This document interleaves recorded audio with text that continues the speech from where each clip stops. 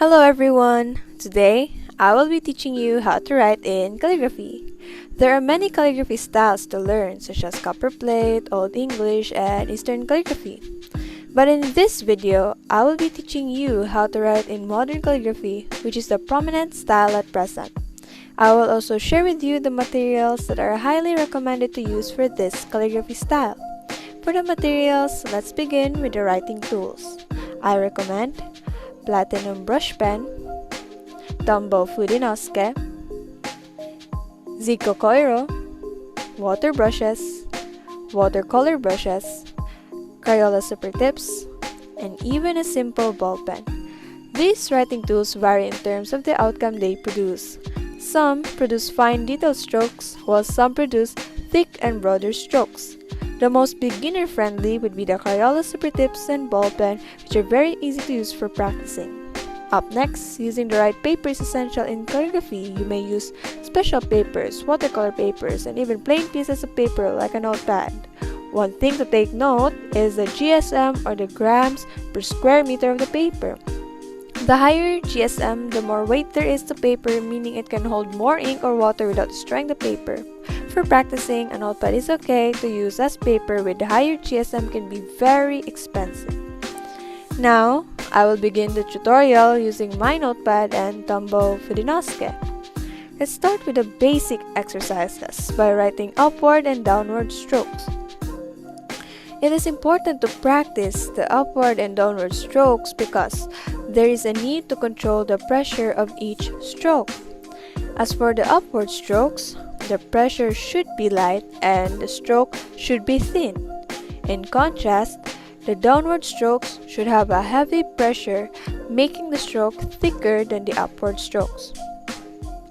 After practicing upward strokes and downward strokes separately, we can try merging these two strokes into a curved stroke.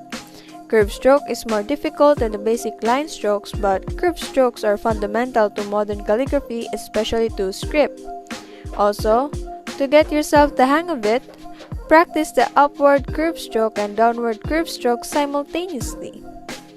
This can really be challenging, but surely as you constantly practice, your hand will be able to get used to it and you will be able to control your hand's pressure. Now, notice how there really is a varied distribution of pressure to the ups and downs of the simultaneous curved strokes. With this concept, we can apply it to letters. As you can see, the letters look more stylized with a varied upward-downward pressure strokes. Here we have examples of letter A, C, and M. Now, I challenge you to try using this concept with the word minimum. The word minimum has consecutive upward-downward strokes, which can be a good practice for you. You can also try it in other modified styles. Like as you can see here, we have one style of minimum with less tail, and the next one will be a curvy way of writing minimum. You can see there is no end to the upward downward curves. And lastly, we have a more flourished way of writing minimum. And this is more challenging because you're already adding a style to what you've just recently learned, the upward downward curve strokes. And now, allow me to share with you how I write with a water brush and watercolors. This inspiring quote I'm writing here is from Khalid, so please stay tuned to see the final output.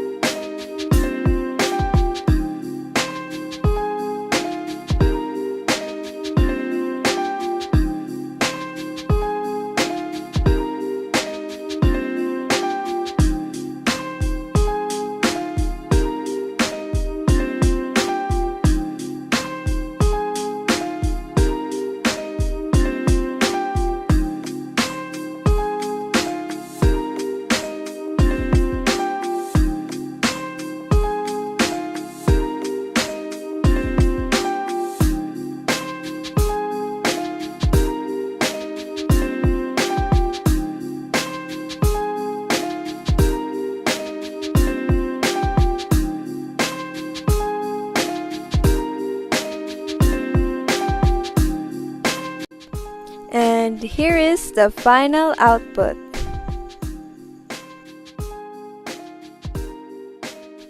That is all, everyone. I hope you've learned something today.